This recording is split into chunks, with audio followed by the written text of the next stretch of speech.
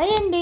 ఇవాళ మా ఇంట్లో స్పెషల్ ఏంటో తెలుసా? మటన్ ఫ్రై అని ఎందుకంటున్నానంటే, మేము ఎప్పుడు మటన్ తెచ్చినా కర్రీ లాగానే వండుకుంటాంలే, కానీ మటన్ ఫ్రై లాగా అయితే ఎప్పుడూ చేసుకోలేదు. ఎప్పుడో మా పిల్లలు చిన్నప్పుడైతే తిన్నాను.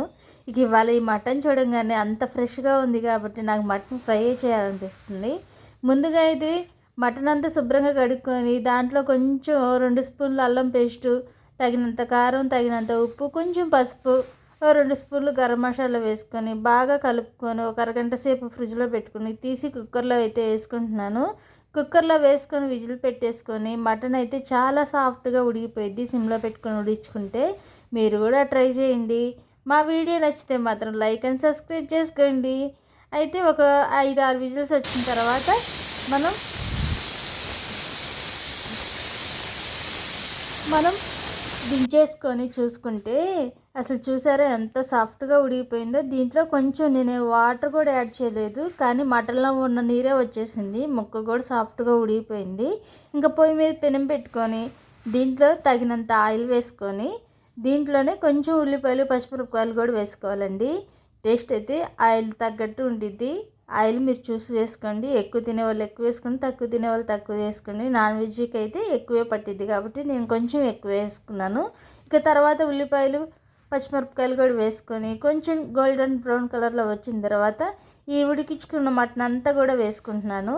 వేసుకొని దీంట్లో వాటర్ అంతా ఇంకిపోయేదాకా వేపుకోవాలండి. మనం ఉప్పు, కారం అవన్నీ వేసుకున్నాం కాబట్టి అన్నీ కరెక్ట్గా సరిపోయినాయి. నేను కొంచెం ఉప్పు చూశాను. ఇక వేరే ఏమీ యాడ్ చేయట్లేదు. నేను ఇట్లా తిప్పుకుంటే ఫ్రై చేసుకుంటే సరిపోతుంది. మీలో ఎంతమందికి ఈ మటన్ ఫ్రై ఇష్టమో నాకైతే కామెంట్ పెట్టండి. నేను తర్వాత కొంచెం కొబ్బరి పేస్ట్ తీసుకున్నాను. మరి వాటర్ ఎక్కువ పోసుకొని మనం మిక్సీ పట్టుకోకర్లా, వాటర్ కొంచెంగా పోసుకొని మిక్సీ పట్టుకున్నామంటే చాలు, పొడి పుల్లాడుతూ వచ్చిద్ది. ఇది గుజ్జుకూర కాదు కాబట్టి బాగుండిద్ది, టేస్ట్ కూడా అదిరిపోయిద్ది. ఇలా కొబ్బరి పొడి కూడా బాగా పచ్చివాసన పోయేదాకా వేపుకొని అడుగంటకుండా నూనె పైకి తేలేదాకా వేపుకోవాలి. మనం తిప్పుకుంటూనే ఉండాలి.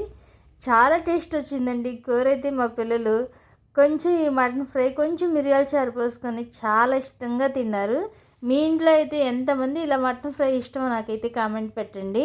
ఇక ఇలా చేసేసుకున్న తర్వాత దీని మీద కొంచెం గరం మసాలా వేసేసుకొని నేను కొంచెం కొత్తిమీర అయితే చల్లేసుకున్నాను.